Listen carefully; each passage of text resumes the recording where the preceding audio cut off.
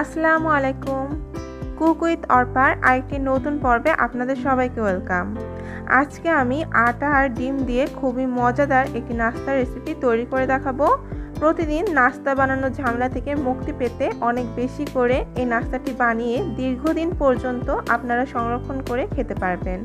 আর এই নাস্তাটিও হয় দুর্দান্ত স্বাদের, ছোট থেকে বড় সবাই কিন্তু খুব বেশি পছন্দ করবে আর অনেক মজা করে খাবে। তাহলে চলুন ঝটপট এই সহজ নাস্তা রেসিপিটি দেখে নেওয়া যাক। এর জন্য প্রথমেই আমি একটি বোলের মধ্যে নর্মাল টেম্পারেচারের একটি ডিম ভেঙে নিয়েছি। আপনারা যদি আরও বেশি করে বানাতে চান তাহলে আরও বেশি করে ডিম দিয়ে বানাতে পারেন।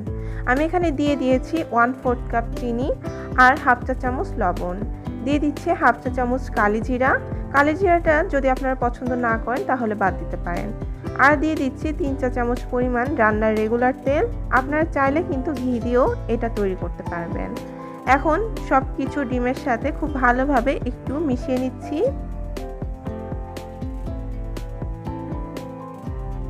এই নাস্তাটি বানানো কিন্তু খুবই সহজ, আপনারা কিন্তু ঝটপট এই নাস্তাটি তৈরি করে নিতে পারবেন। আমি মিশিয়ে নিয়েছি। এখন এখানে দিয়ে দিচ্ছি 1/4 কাপ নর্মাল টেম্পারেচারের পানি। এখন পানিটা দিয়ে আবারও ডিমের সাথে একটু ভালোভাবে মিশিয়ে নিচ্ছি।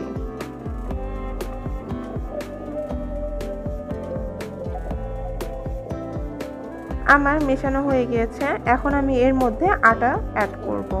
আমি আগে এখানে 1 কাপ আটা মেপে রেখেছিলাম, এই আটাটা আমি দিয়ে দিচ্ছি।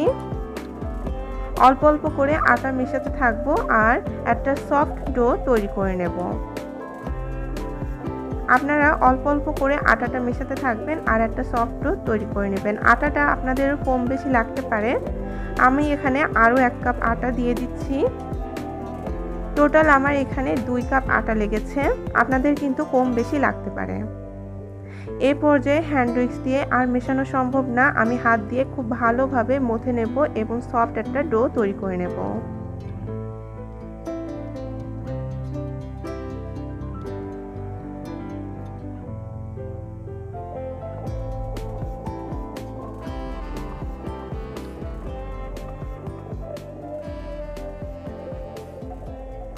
এই যে দেখুন, আমি খুব ভালোভাবে কিন্তু এটাকে মথে নিয়েছি আর স্মুথ একটা ডো তৈরি করে নিয়েছি। আপনারা চাইলে এটাকে 10-15 মিনিটের জন্য রেস্টে রেখে দিতে পারেন, আবার চাইলে সাথে সাথেই বানাতে পারেন। আমি সাথে সাথেই বানিয়ে নিচ্ছি। এটা সাথে সাথেই বানিয়ে নেওয়া যায়, কোনো সমস্যা হয় না, খুব ভালোভাবে এটাকে তৈরি করে নেওয়া যায়। আমি ডোটাকে 2 ভাগে ভাগ করে নিচ্ছি আর এটাকে আমি একটা রুটি বেলার পিঁড়ির উপরে নিয়ে নেব। এটাকে একটা রুটির শেপ দিতে হবে। আমি কিছুটা আটা ছিটিয়ে নিয়েছি। এখন এটাকে একটা মোটা রুটি বানিয়ে নিতে হবে।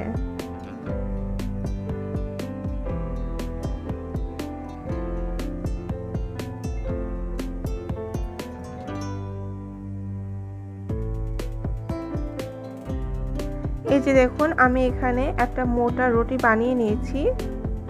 এখন আমি এখানে একটা গোল শেপের কাটার দিয়ে কেটে নিচ্ছি। আপনারা যে কোনো কুকি কাটার দিয়ে বা গোল কোনো বোতলের ক্যাপ দিয়েও কিন্তু এটা কেটে নিতে পারেন। আমি ঠিক এইভাবে কেটে নিচ্ছি। আপনারা দেখুন, এটা দেখতে অনেকটা অর্ধেক পাকা চাঁদের মতো লাগবে।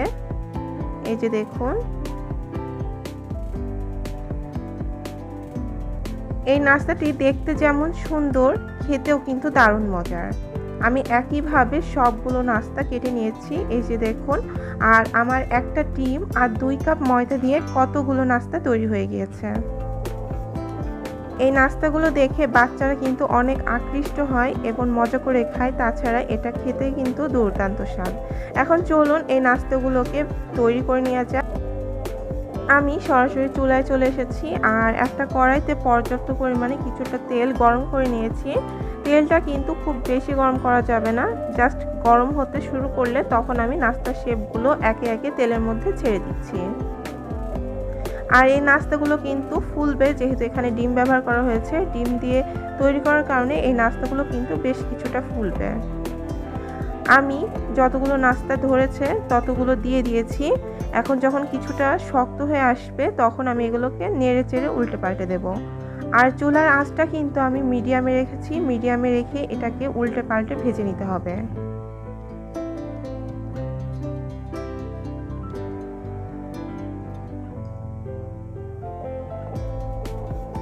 আমি গোল্ডেন ব্রাউন করে নাস্তাগুলোকে ভেজে নেব।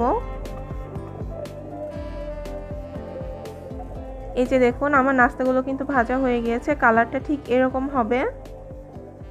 এখন আমি নাস্তাগুলোকে তেল থেকে তুলে নিচ্ছি। বেশ ভালোভাবে তেলটা ঝরিয়ে তেল থেকে তুলে নিলেই হবে। আর যেহেতু এই নাস্তাগুলোতে ডিম ব্যবহার করা হয়েছে, তাই তেলের মধ্যে কিছুটা বাবল উঠতে শুরু করেছে। এটা ডিম ব্যবহার করার কারণে হয়েছে, এটা কোনো ব্যাপার না, আপনাদের ভয় পাওয়ার কোনো কারণ নেই। আমি নাস্তাগুলোকে তুলে রেখেছি এবং বাকি যে নাস্তাগুলো ছিল সেগুলো একইভাবে আমি সবগুলো ভেজে নেব। এই যে দেখুন আমার সবগুলো নাস্তা ভাজা হয়ে গিয়েছে। আর এই যে ভীষণ ক্রিস্পি, এই নাস্তাগুলো খেতে কিন্তু ভীষণ মজার আর খুবই সহজে আমি আপনাদেরকে বানিয়ে দেখিয়েছি। আর এই যে দেখুন নাস্তাগুলো কিন্তু বেশ ফুলেছে। আমি কিন্তু রুটিটা আর একটু পাতলা করে বেলেছিলাম, কিন্তু এগুলো ফুলে ডাবল হয়ে গিয়েছে। আর ভিতরটা দেখুন কতটা সুন্দর হয়েছে, বেশ ক্রিস্পি। আমি মাত্রই ভেজে সার্ভ করেছি। এগুলো ঠান্ডা হওয়ার পরে আপনারা একটা বক্সের মধ্যে মাস জুড়ে সংরক্ষণ করে খেতে পারবেন। আশা করছি আমার আজকের রেসিপি আপনাদের ভালো লেগেছে। ভালো লেগে থাকলে আমার চ্যানেলটি সাবস্ক্রাইব করতে ভুলবেন না। বেশি বেশি করে লাইক, কমেন্ট, শেয়ার করে পাশে থাকবেন।